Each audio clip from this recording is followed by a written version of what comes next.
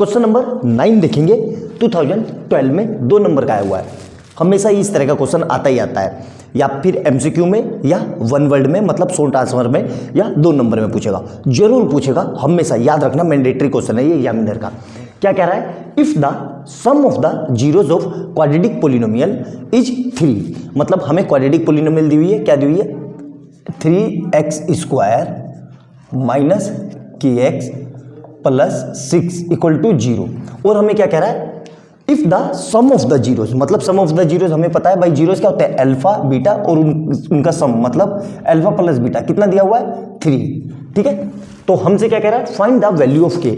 इस तरह के क्वेश्चन को करने का तरीका क्या है? सबसे आसान तरीका मैं बता रहा हूं। इसकी सबसे पहले कंपेरिजन कर लो, ax² plus bx plus c equal to 0 से, और कोफिशिएंट लिख लो। तो a इक्वल टू कितना है? a equal to 3, b equal to minus k, और c इक्वल टू 6। अब ये दिख गया। अब हमें 2 वैल्यू पता है, क्या है? Sum of zeros, sum of zeros मतलब क्या होता है? Sum of zeros alpha plus beta, क्या होता है ये? माइनस का b अपॉन है।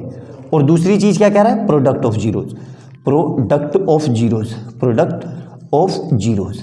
ये क्या होता है? ये होता है जी अल्फा बीटा, और ये क्या होता है? सी अपॉन है। अब ध्यान से देखना, हमें क्या निकालना है? के, और के किसके साथ आ रहा है? बी, मतलब बी के साथ, मतलब जहां पे बी होगा तो बी किस में? सम ऑफ द जीरोज में। मतलब हमें इसको यूज करना है, इसको यूज नहीं करना है। सबसे पहले गलती ये मत करना, ठीक है, कि हमें भाई इसको यूज करना है और आप ये यूज कर रहे हो, नहीं आएगा। क्यों? अल्फा बीटा हमें पता ही नहीं है। आप कहोगे सर अल्फा बीटा किससे निकाल लें? इससे निकाल लें।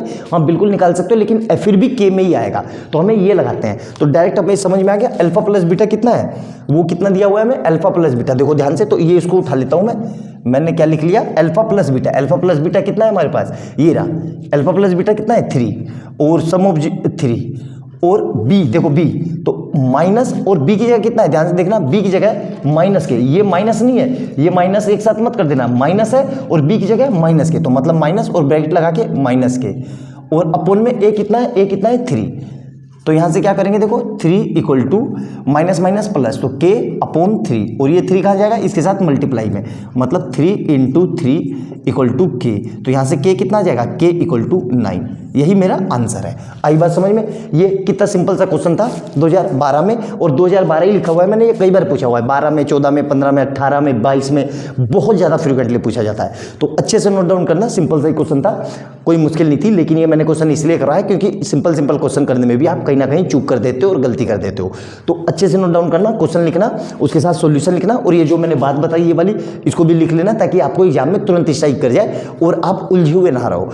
तो अच्छे से देखना, और वीडियो अच्छी लगे तो लाइक एंड सब्सक्राइब कर लेना, और बेल आइकन दबा लेना, कि जैसे मैं कोई नई वीडियो डालूं उसका नोटिफिकेशन आपको तुरंत मिल जाए। मिलते हैं अगली वीडियो में बहुत अच्छे क्वेश्चन के साथ, तब तक के लिए बाय बाय दोस्तों।